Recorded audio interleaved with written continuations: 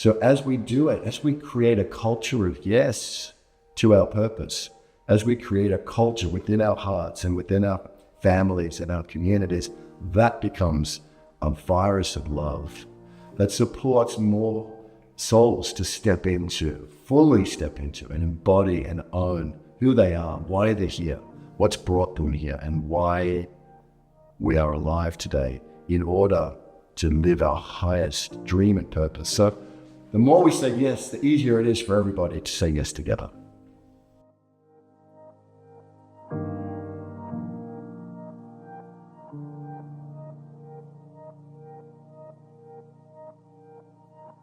Hi, my name is Zenka Caro. I'm founder of LightNet, and my passion and purpose in life is to make the impossible possible. We are here today with Ben Bowler. He is the architect and visionary behind Unity.Earth, and his mission really revolves around this idea of bridging borders, bringing people of diverse religions, diverse backgrounds, diverse borders on the other side together to find our common unity and to create a more peaceful world. He does this through compassion, empathy, and it's really amazing to see his live streams, his events, his concerts, parades, activations, pilgrimages. He just got back from Japan, where he brought for the Peace Week International, he brought incredible leaders from wisdom traditions, scientists, peacemakers to Japan to go to Hiroshima, to go to Mount Fuji, and to really hold that prayer front and center. Check this out. I've discovered my purpose to be facilitating greater spiritual consciousness on the planet, reconnecting our planet to the source of life and reality, which is understood in many different names as God, the universe, and life, light, the highest, deepest, most beautiful truths. And that we on the planet got disconnected from that in a variety of different ways through no fault of our own. And yet here we are in a time of reconnection. So I've discovered my purpose to be an anchor for that reconnection and to proclaim the good news that we are connected to the source, that we are children of God, that we are one human family with all of our beauty and diversity, mystery that we're discovering together, of how beautiful this truth is and how much goodness flows from reconnecting with that truth. So my purpose is to help anchor that recognition of reality, of truth, of who we are and who we're related to and what we're related to, and the great joy of discovering the unknown that we can't even imagine yet. And my purpose is working in multi-dimensional ways to bring that into being on Earth. Like all of us who are here now are deeply called, in a way, born into this moment. And so for me, it was seen through all the diversity of human cultures that the revelational seeds, the revelatory seeds that have been planted in indigenous spiritual traditions, in the Eastern spiritual traditions, in the Abrahamic revelations, parts of the divine complete wholeness that had been placed in these different traditions, and seeing the expression of culture coming through all the different interracial and the beautiful arts and music and spirituality that lives inside all these different traditions, seeing all of that and realizing that it's part of one unity, that it's part of one wholeness, that it's a beautiful expression of the infinite truth. And that has activated me by being in indigenous communities through my father's work when I was a young boy, 10, 11, 12 years old, being out on Aboriginal lands, traveling to Tibet when I was also 12 with my father and my mother and my sister, and spending 3 months there with the Chinese and with the Tibetan cultures. Absolutely expanded my, suburban consciousness at that time. But it just got me so excited about the beauty of the complete wonderment of our diversity and in the unity which transcends and holds it all.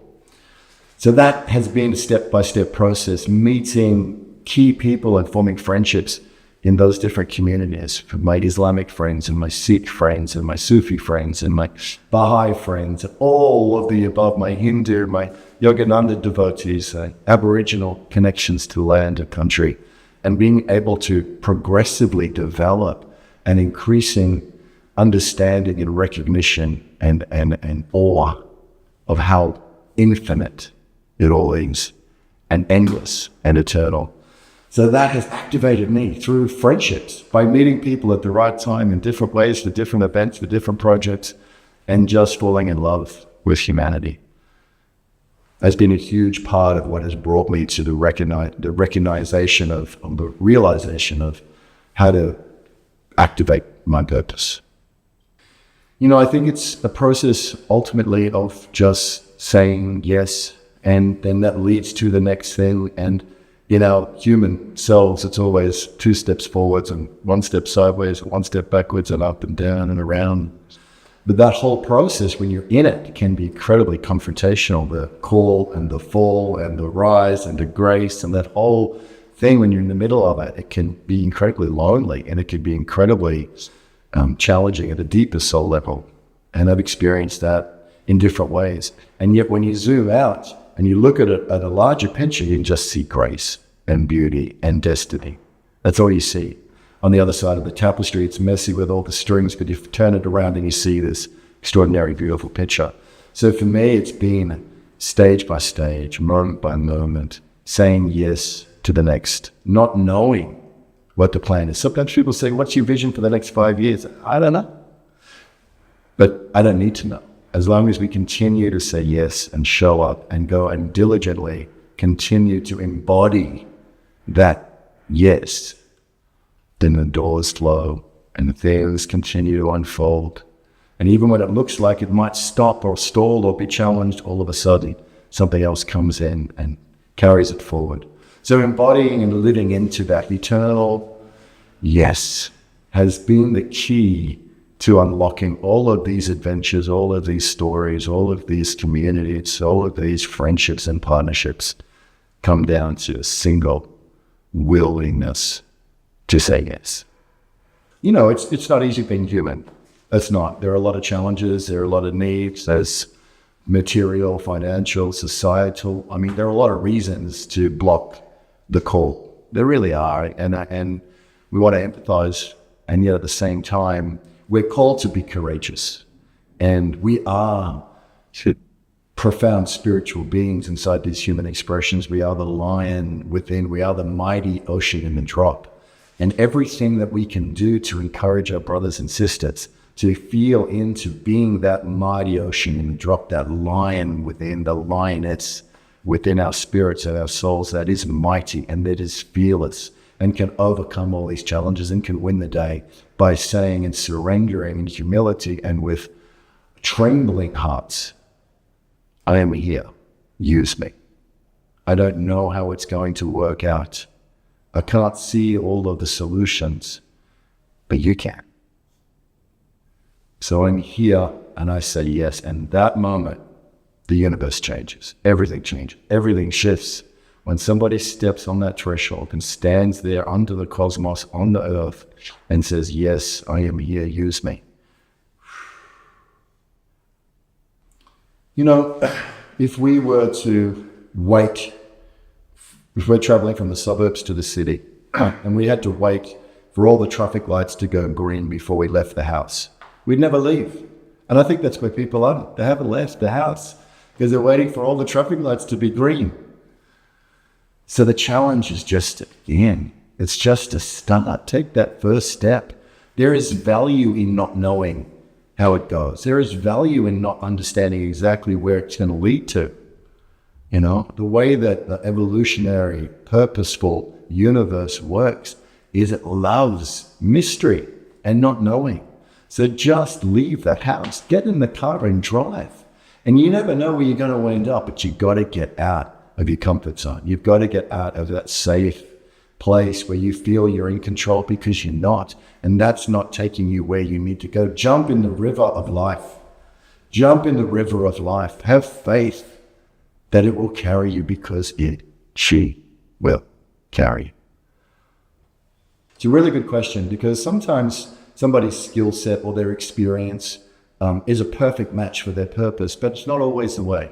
Sometimes your purpose is in a totally different field. So when finding your purpose, I think it's good to think about, what do I love? What do I care about? What am I excited about? What am I good at? What are my skills? What can I contribute? These are all important questions, and I think that can be used to help kind of find and discern your purpose. But beyond all that, what makes your hair stand up on your arm? What makes you shiver? What makes you weep? There's your purpose. There it is. In finding what really makes our heart expand and tremble and break down. Purpose isn't when we're secure and safe. Purpose is we're on the edge of something beyond our imagination. So what makes you tremble? What makes you shiver? What makes you weep? Therein you will find your purpose. I think as we live our purpose, as individuals and in groups and collectives, we give each other permission to go further into each other's purpose. So I'm sure that my yes has inspired and encouraged brothers and sisters to step further into their commitments, just as what I have seen from extraordinary leaders living their purpose on fire, fearless, ruthless, determined, has inspired me. So as we do it, as we create a culture of yes to our purpose, as we create a culture within our hearts and within our families and our communities, that becomes a virus of love that supports more souls to step into, fully step into, and embody and own who they are, why they're here, what's brought them here, and why we are alive today in order to live our highest dream and purpose. So the more we say yes, the easier it is for everybody to say yes together. Well, I do believe if the majority of people are living their purpose, I believe that we would have a flourishing, glorious, planetary culture. A culture of light and life, where from the youth to the old and all of the beings and all of life would be celebrated in a way of an endless song of glory, a hymn to the divine, a temple of a planet that we would each step into and live as brothers and sisters in the divine community of light, joy, song, and adventure, and continue this endless discovery of the infinite eternal reality which lives within us and is at the source of all things. I think in the heart of it, you know, when you drop all the layers away, underneath it all, you know you're here for a reason. You know you're here for a reason. You can feel it. And uncovering that and exploring that and being with that is the greatest gift, as we discover that destiny within your heart and soul about why God has put you here in this place right now to live this life with these people on this planet. It's time to say yes. It's time to surrender. It's time to say, yes, I am here. Show me the way. I'm on board. Let's go. And living into that and feeling into that and celebrating that. This should be fun. This should be something we enjoy. So follow your bliss, find your yes, resonate, connect with your community, bring it forth, and go big. Dream big. Think big. The planet needs it right now. Need you right now to be the biggest, most extraordinary version of who you are. And sure, it's not easy.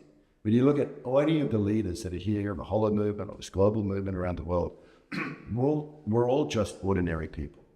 People who have a backstory, people who have challenges, people who had difficulties and overcome them. No different to you. No better.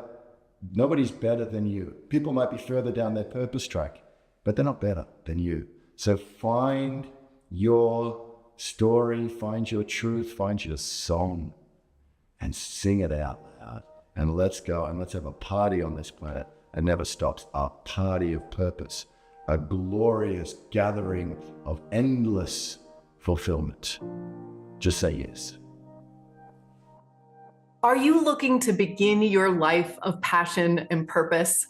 We are waiting for you with our groups of 8 to 12. These loving teams are formed to look over our success data to find the fastest and funnest and most direct way for you to find your purpose and calling in life. To find out more, go to holomovement.net/purpose.